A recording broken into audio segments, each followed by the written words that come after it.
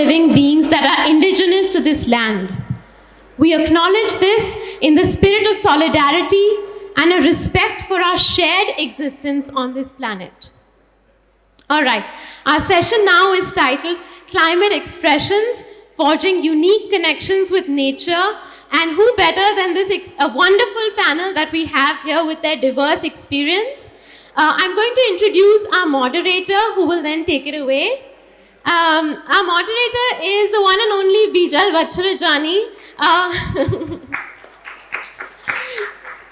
She doesn't need much of an introduction. She's really a star in the field, but nonetheless, Bijal, when not reading a children's book, is writing or editing one.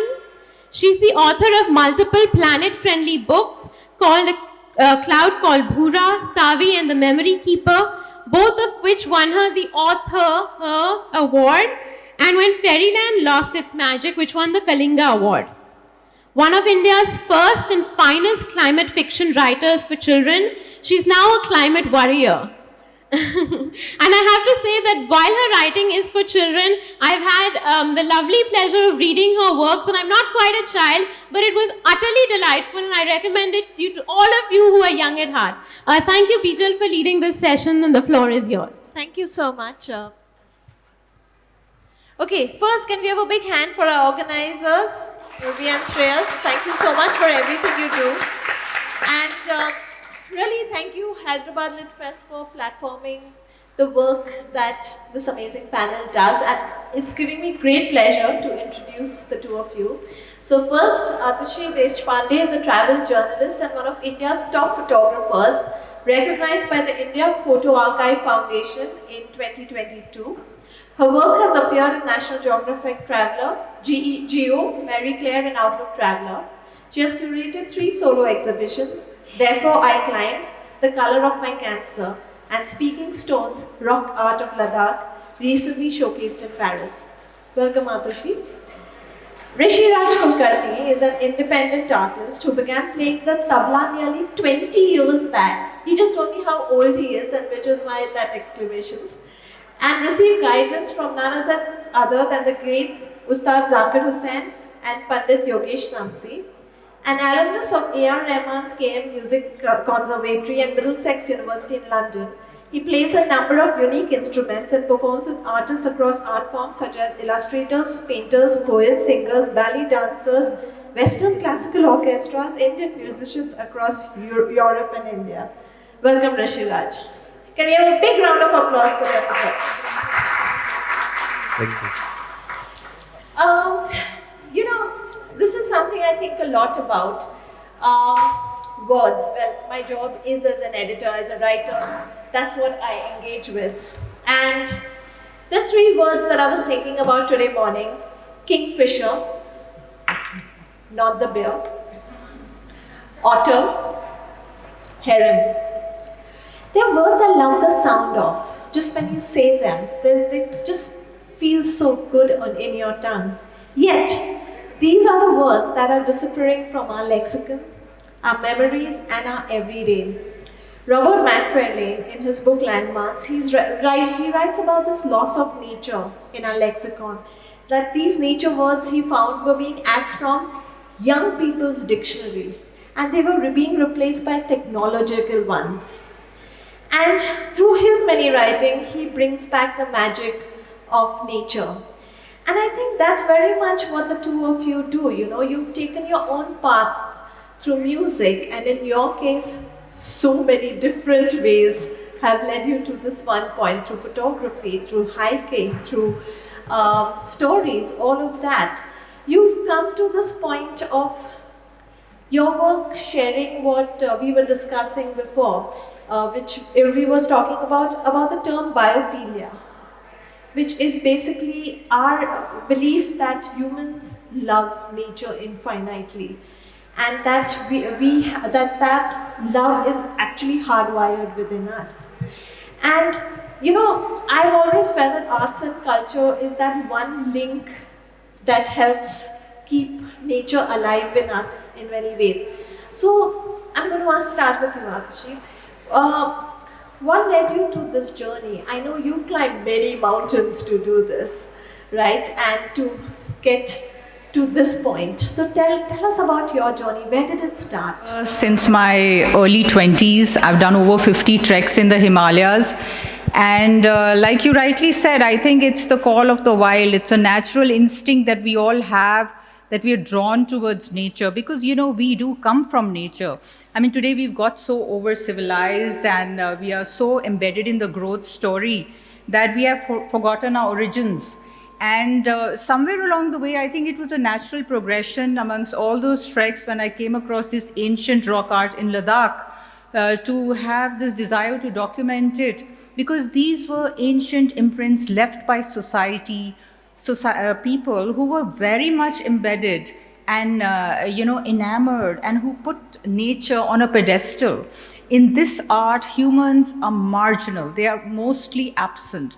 And it shows the reverence people had towards nature by idolizing what they learned from nature, in terms of animals and other symbols and emblems. And this is, in a space of Ladakh, which is a high altitude desert, harsh and inhospitable at most times. So imagine 5,000 years ago when there were no roads, people were traveling across high passes. What is today a geopolitically tense state was at one time open and free to all. People, traveled for 2 weeks. They even carried a shroud in their bag in case they met an untimely death. And petroglyphs or rock art, as they are more commonly called, are the only remnants that they ever existed. And the stories that they have left behind, and somewhere, it spoke to me, the energy connected with me, and hence the title Speaking Stones. And I think we have a lot to learn from this, I think we are not scratching the potential we have as human beings. When we look at these prehistoric societies, how hardy they were, living with the elements, survival was key. And they only took away what they needed from the land. Today growth is equivalent to cancer if you look at it. What does growth mean? It's unhindered, unbridled. There is no stopping development. How much do we need? So much greed, so much pillaging the land. I mean, if you look at it, the developed story, it's 1/3 of the world, developed world, is using 2/3 of the world's resources. What is the rest of the 2/3 of the world going to do when they get as developed as them? Because they are selling us this story of, get like us because you're not civilized enough. So there is so much of, stuff we need to go back to and relearn. Only good thing is that when it comes to nature and getting our connect back after COVID, I think it has really shot up because people somewhere felt that need to go back. And maybe regression of society also leads finally to progression somewhere because realization comes in. And I think bringing stories like this and connecting people back to our ancestral heritage and the wisdom and thoughts was a purpose for me. Conservation was a purpose for me. And hence, this whole journey has been such since. I'm going to ask you to take one step back, not off the ledge, but just one step back and tell me what was the first time you saw one of the petroglyphs? What did you feel and which one was it? So it was actually these handprints I saw near the Indus River. Most of the petroglyph sites are far removed from civilization. So that was another draw, that they were carved in the same place that these ancient artists carved them. Not like museum specimens which are removed from their origin and put into closed spaces for protection. But these were the spaces where, for whatever reasons, that's why I call them open air galleries. And it was absolutely mind-blowing because I'm a mountain person. So here in this kind of nature, which even today is so thwarting, minus 40-degree temperatures, winds that just bite through your skin, and so much more that people actually traveled across high passes. Ladakh translates to the land of high passes, to come here and leave these imprints of their existence. So these handprints, they just shimmered. They were so difficult to spot because they were so aged and worn. And he thinks something. I'm a big believer in this energy thing, you know, I think it's caught me. And then it was just no looking back. 10 years went by. I scouted all of Ladakh over like 18 odd visits. And finally, the book is here.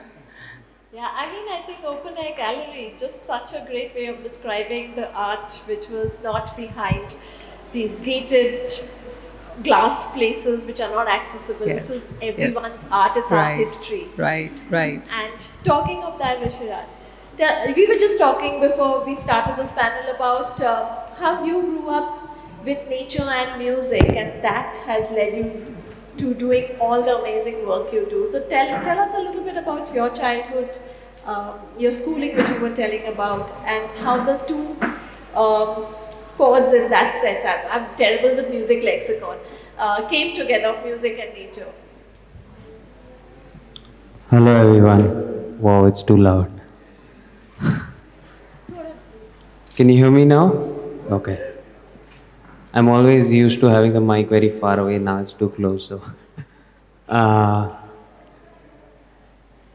my journey with sound and music began at quite an early age.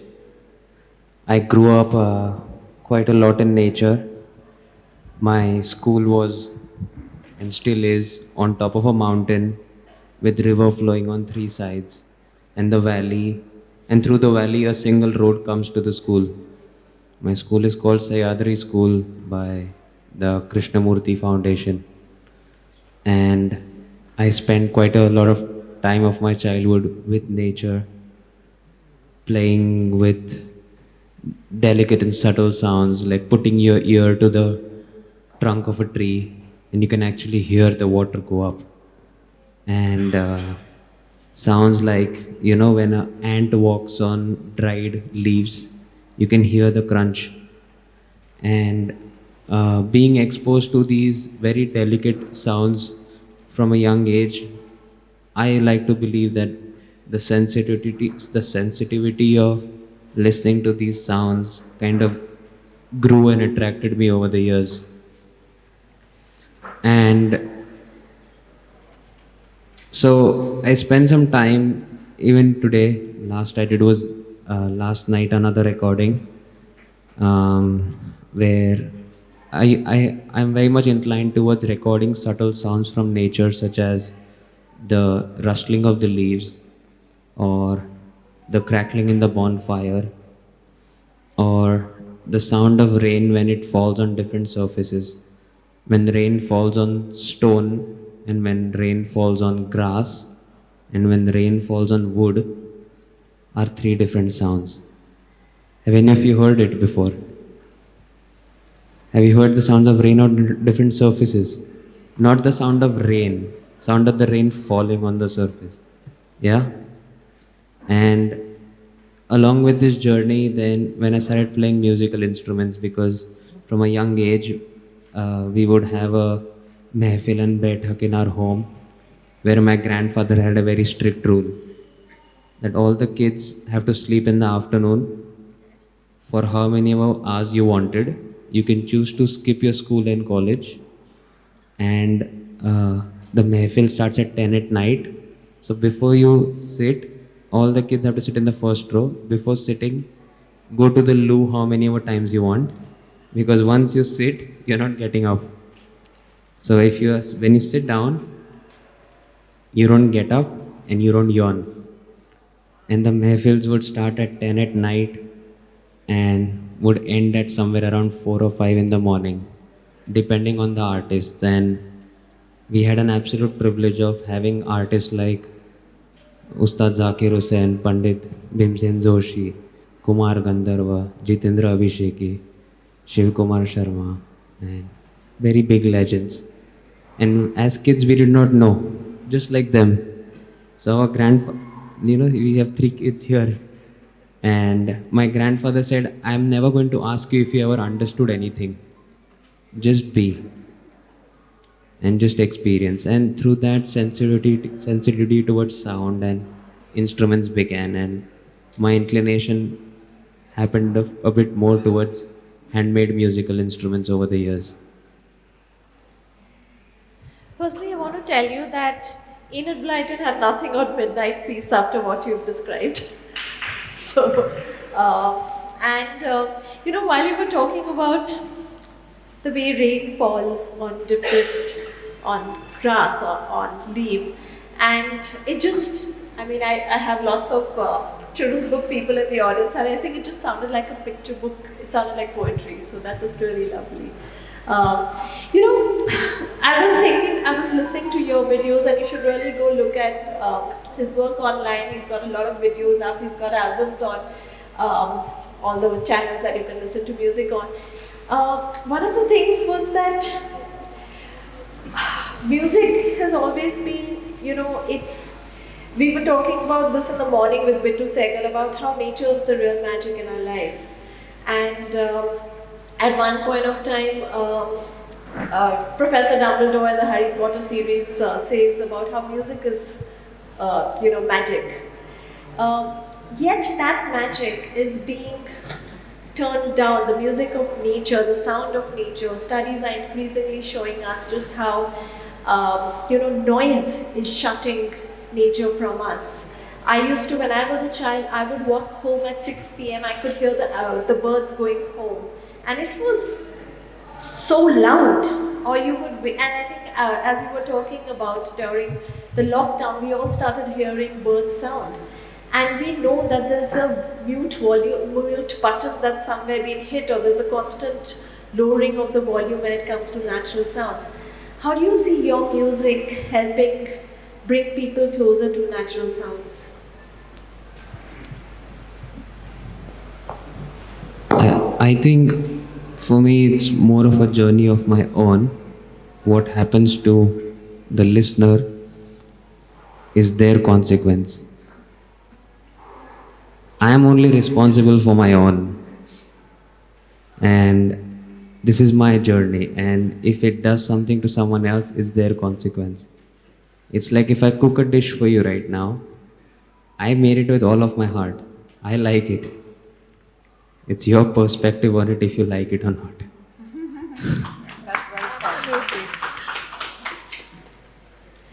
Yeah, so that's how I feel about it. And for me, these musical instruments I play are not just a musical instrument per se, but a very strong relationship. Because I feel the path and the journey of life is to just breathe and just to listen. Because if I were to ask you a question, what is the fundamental thing that we need in a relationship? To commence a relationship, what is the most fundamental thing that we need? It shows that it's such a challenge, nobody's able to answer it quickly. Well, all of us have been in a relationship, right? At least with ourselves. Yeah? So what's the foremost and the fundamental thing we need in the relationship? Trust, love, trust. So I will answer to this. You said acceptance is a consequence of it. And you said is what you receive. Love is what you get. Oh. Yeah, that's really lovely. What do we need in a relationship for it to begin? To initiate. Trust is a consequence of it. Huh? Connection. Communication and Saying connection. communication connection is a consequence of it. Fair enough, right? An introduction. Introduction is what you receive. Respect is what you get. Understanding is what you get. God, this is hard. It's not hard. Who said it? Yes, sorry, I did not see your face, sir. And which is absolutely right. So psychologists say that what you need is a witness to your life. That's why people get into relationships. I think what he said is absolutely stunning. To begin any relationship, you need to listen. This is the beginning of a relationship, right? You are listening. And when you are speaking, I am listening, which is why I'm answering. Like we ask each other, what's your name? Where are you from? Communication is a consequence, right? But you listen. And as humans, if we ever like this, the first and the foremost sense that got activated in our life was the nose first, the breathing, and the second was listening. So for me, the instrument is like, it's very easy to say, oh, I have played for 20 years and I can come and play for another audience for an hour. That's our human ego. But the journey is about what does the instrument want to say.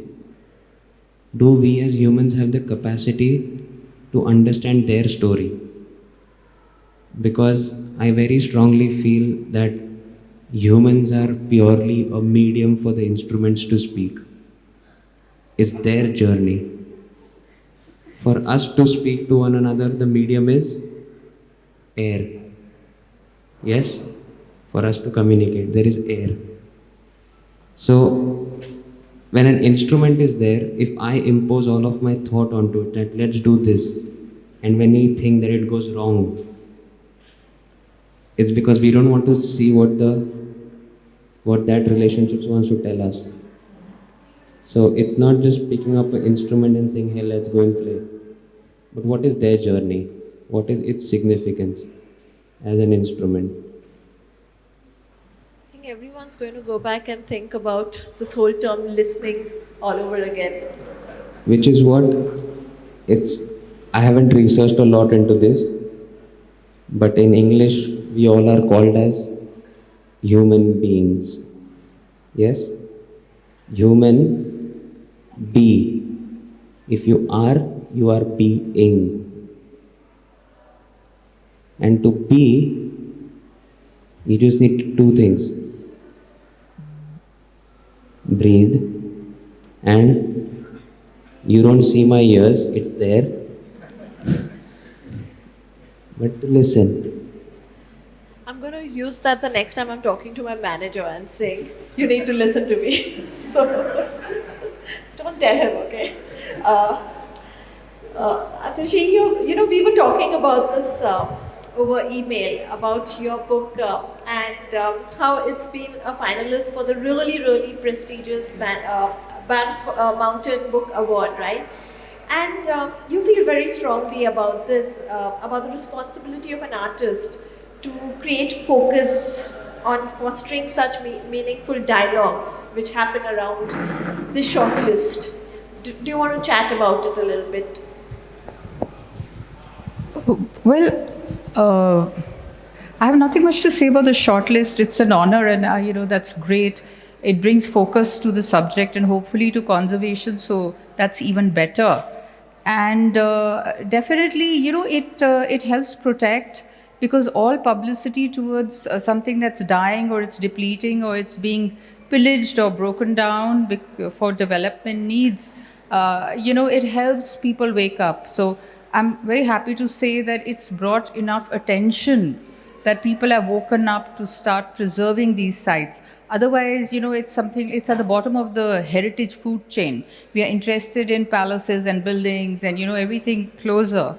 But there is so much information in these sites, like Ladakh, for instance, the history is very scant. Barely 1,000 years we know much about the history of Ladakh.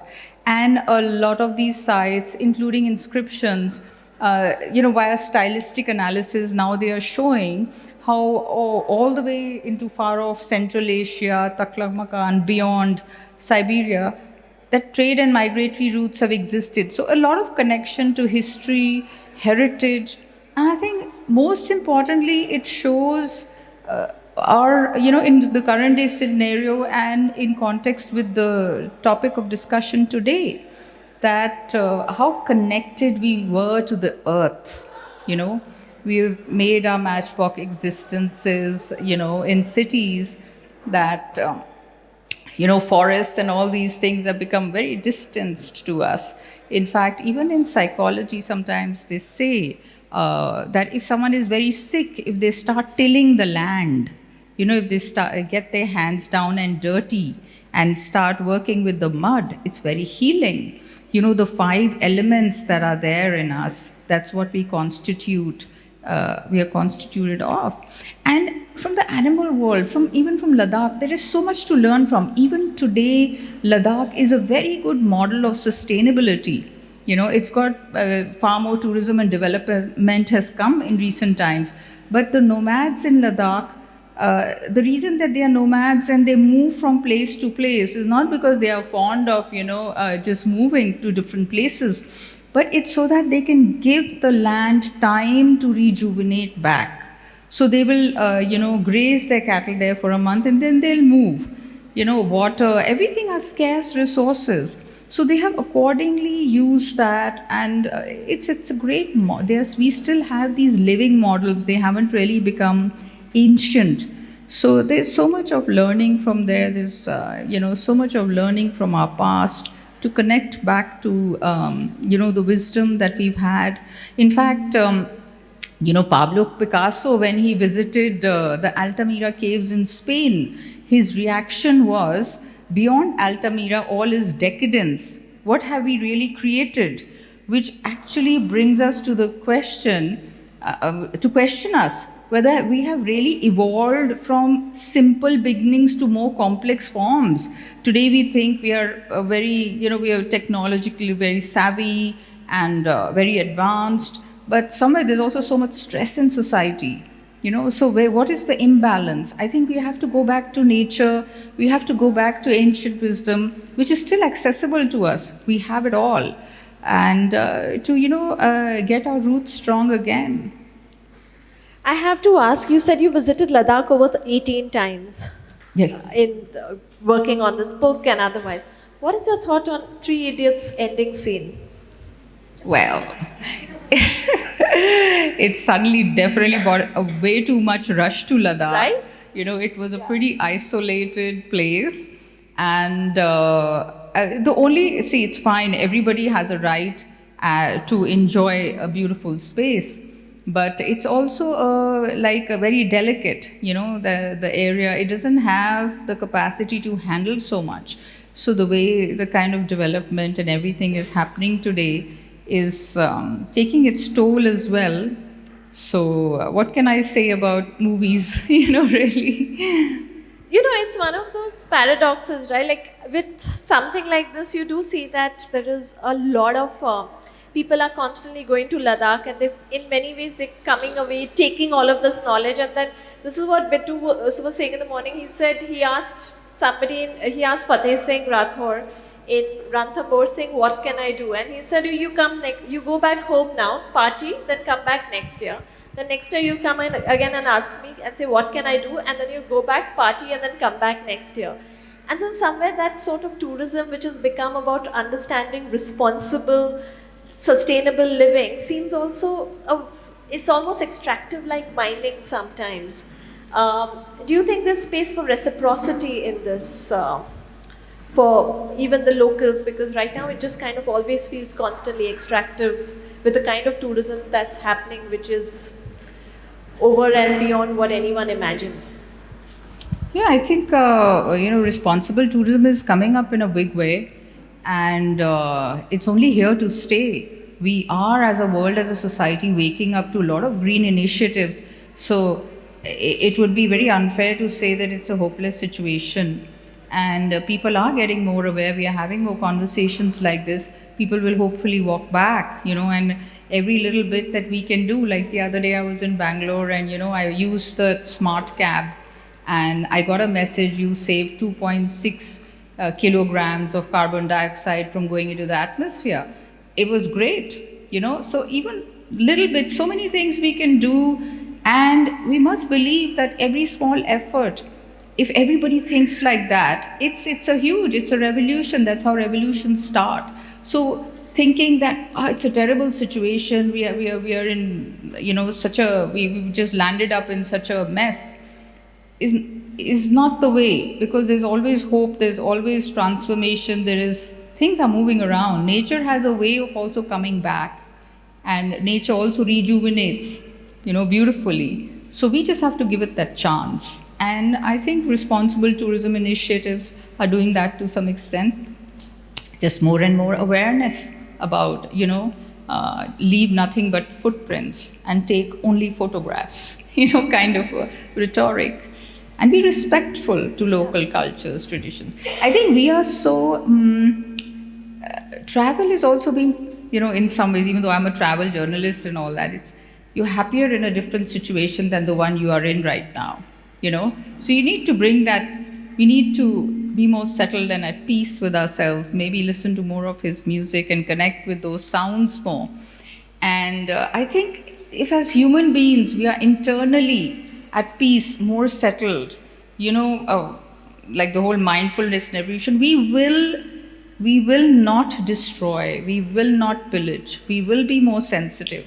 So I think just even every individual working on their own self and belief systems and what they can do is just enough to change the world. Absolutely agree. Rishiraj, back to you. We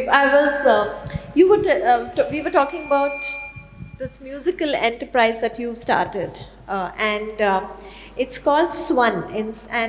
Could you tell us firstly about the origin of that word, because the way you've described it is lovely, and I think we all need more of those descriptions. And tell us the thought behind it. Swan Sounds is the name of the company, and Swan is a Sanskrit word which means sounds that originate from nature without any human interference. So, in the process of, for example, recording the sounds of the leaves when they are rustling, it's very easy to shake the plant and record. Human convenience. Yes? But to wait for the process where the wind comes in and takes its own movement for creating the sound of rustling of the leaves is something called as swan. So not only leaves, but in any form where humans do not interfere with the process of nature. And I'm a musician, I'm not a businessman, but I started a business. And what we do is, at Swan Sounds, we collaborate directly with independent artisans who handcraft musical instruments right from scratch. And we sell them here in India. And further on, whatever profits come to me at the end of the day, after paying everyone who is part of the institution, we give instruments to differently abled children and in hospitals at a very subsidized costs. I had a very strong will to give it for free, but humans are so brilliant that anything for free has lesser value, and which is why we started giving them at a lesser price. And what we do is, for example, this is the instrument that we gave you at a cost. I gave one to Urvi as well, and maybe one to you. When the instrument comes to you, it's new, right? And you will play with it and everything, and then after a month or so, it will be left on the side. Correct? Now, what we do is, after a few months, from these 3 institutions, we rotate the instruments. So at a certain interval, you receive a new instrument at no cost. So therefore, the instrument is new to you again. Then again, we turn it, and at some point, you will receive the instrument that you have seen before. So therefore, you will go like, oh, I know that instrument, let's play. Yeah? And all the instruments that we sell are actually musical instruments. See, who goes to a music store? Only 2 kinds of people. Musicians and people who are interested in music. Not interested in music, people who are interested in playing music. Yes?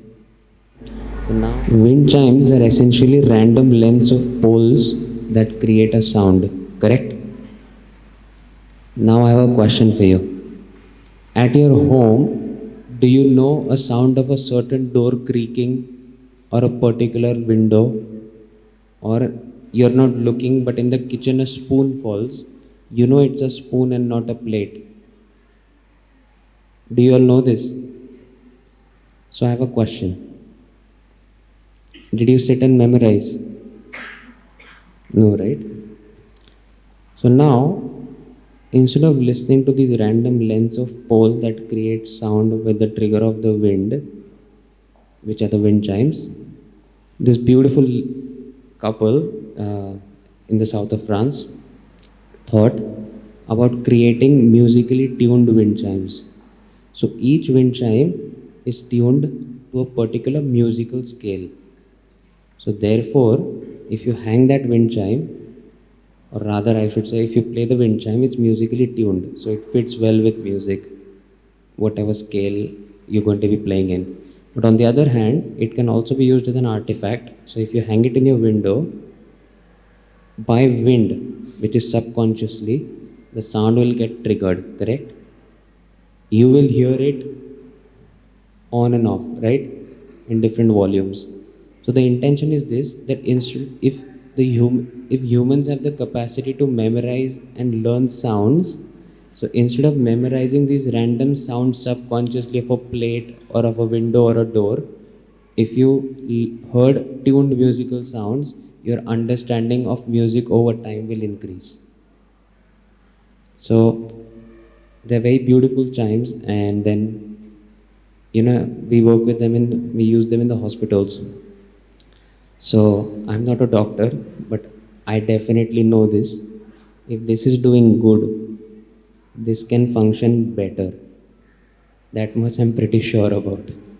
So when you're admitted in a hospital and when the doctor comes in, most of the time it's something not so nice, right?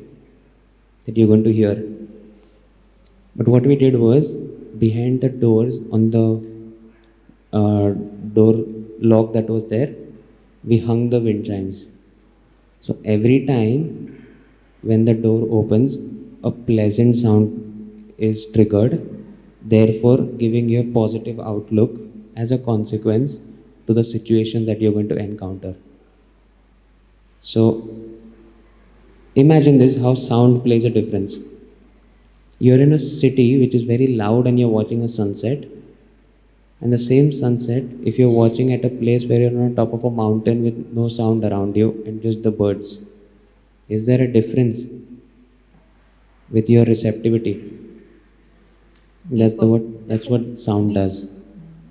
So which is why we use instruments like these, or handmade kalimbas, which we give to people who are bedridden and they can play music for themselves. I'm feeling like a racket-tailed drongo listening to all of this, because they're such great mimics, and I feel like that's what one would feel like listening to all of this. So on that note, audience questions?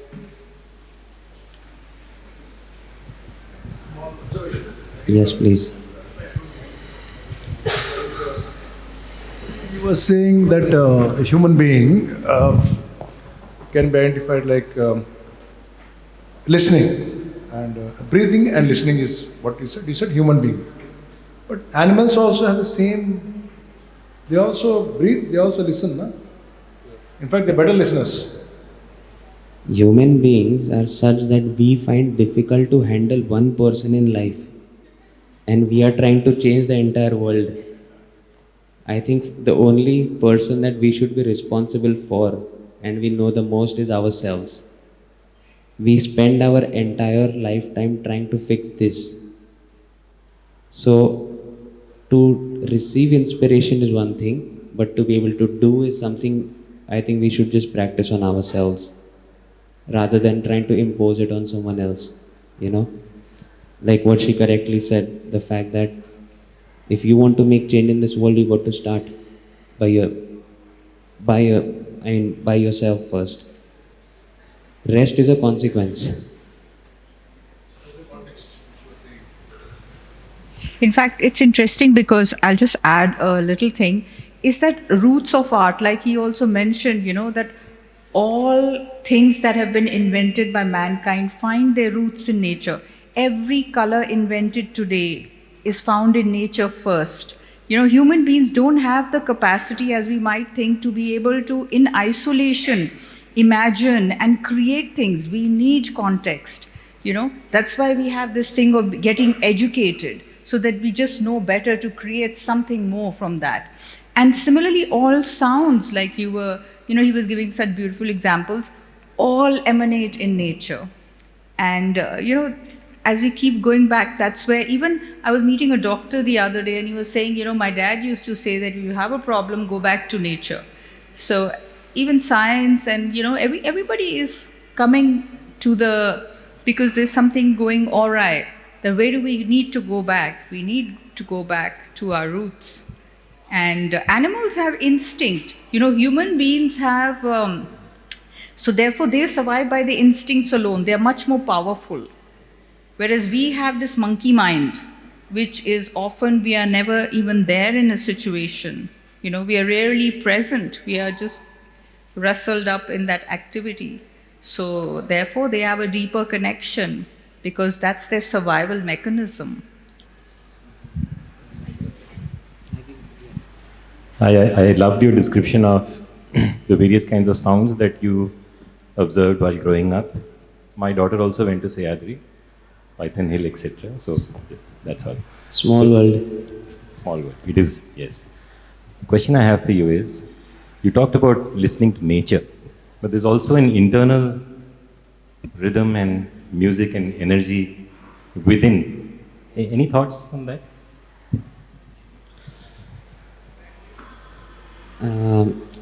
If we look at it from the perspective of sounds of within, it's more about from the five senses that we have. It's more about the feel aspect than the listening aspect. Because listening is external, because for ears, the source has to be external. When we talk about listening to our own heartbeat, we don't hear it from within. It's through the ears you hear, but you're supporting that thought with the feel. Yeah? So, yes. Yes, please. There's this expression, right? Sounds of silence. So if you've ever been inside a extremely, absolutely dark, completely isolated room, or Shunyagar maybe, there is a sound. Yes. So, a ringing. Yes. So depending upon our own individual past, that consequence of what we are perceiving is very individualistic.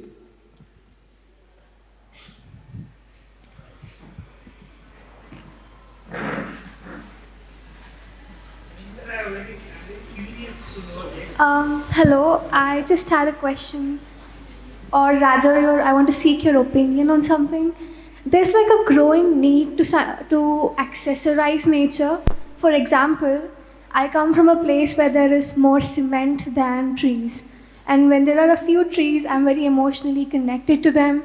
In fact, I throw some of my water from my water bottle so that they are fed when there is too much summer. But I see that people kind of cut around the trees to make them palatable to themselves, to chop off what they seem as excess. So how do we kind of cope and change the perception of only allowing nature when it is suitable to our own aesthetic?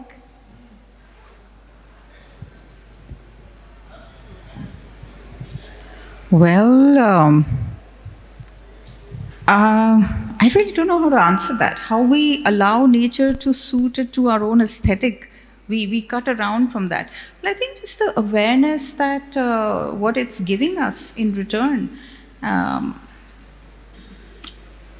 think it boils down to a much bigger question of, taking away more than what we need and respecting what it's giving us for what it is, as it exists, like a city forest. It's the lungs of a city, I think if that awareness is also lost, then we definitely need to bring it back. If we are getting that harmful, then we really need to wake up. Exactly. I mean, I have two words for it only. Just be. And if you just be who you are, to accept the way things are. See, evolution is part of it. I'm not saying we should have trees being cut down. No, but the fact that you just be who you are and accept everything in its true essence the way it is. In any relationship, you have to accept the way the other individual is. Same way the plant is, you have to accept the way it is. For our own human convenience, we cut it down. We say that, okay, probably if these stems are cut, it will, branch out in this direction. Well, it knows much more than us what it has to do. Just like how you would tell someone else, I know myself better and I know how to do it rather than you telling me. It sounds too straightforward, but for humans, the journey is about accepting in the purest form what truth is. That's what I feel about it, to just be. I think that can be said like conscious presence for a conscious planet.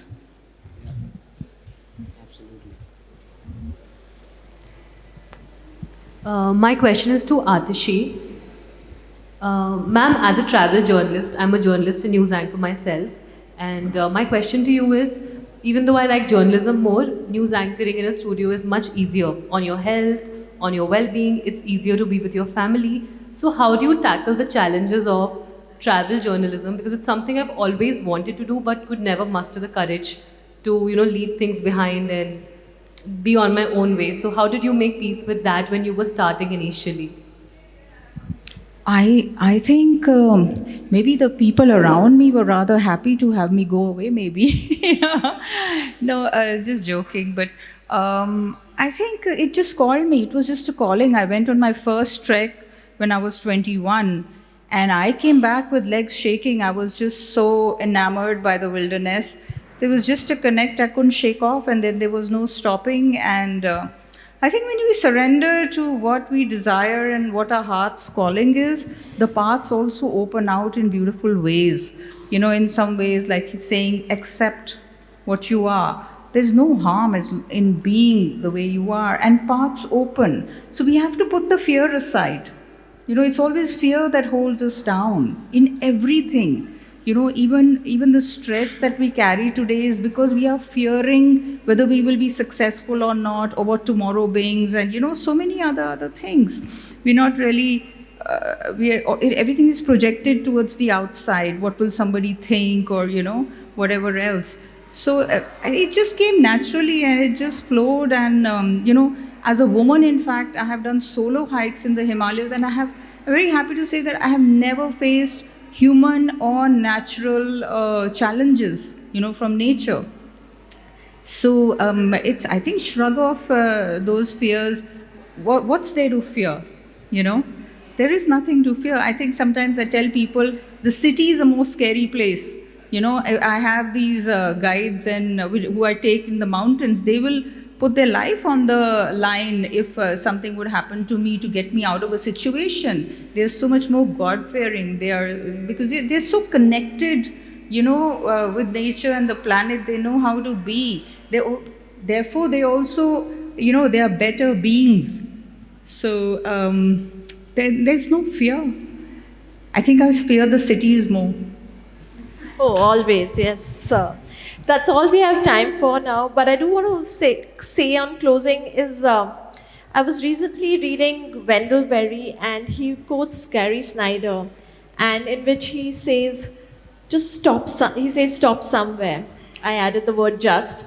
And recently I was on a walk with Yuvan in Chennai, and we were just walking, and he was pointing out gulls to me, then turns, and I was annoying him by making a lot of puns, I think. But the magic of the turns that he was describing to me. We spent time on a bridge in Chennai just staring at these turns as they headed towards the sea. And all I could keep thinking was that one of the things that all of us need to do now is stop somewhere and just be. So thank you so much. I think both your work really reminds us of that. So thank you so much for this fantastic conversation and all of you for being such a wonderful audience. And if you do want to listen to Rishi tomorrow, he's performing at 8 a.m. for Republic Day. Yeah, 8 to 9 in the morning tomorrow. So, And also big thanks to Eco Galaxy for putting this. yes, Lots thank of you love so to them. much. Thank you so much, Ahtushi, Rishiraj. The intellectual diversity on this panel, including Bijal, but also all the sessions is just so fantastic. These unique perspectives and stories. Thank you, Bijal, as ever, for leading fabulously.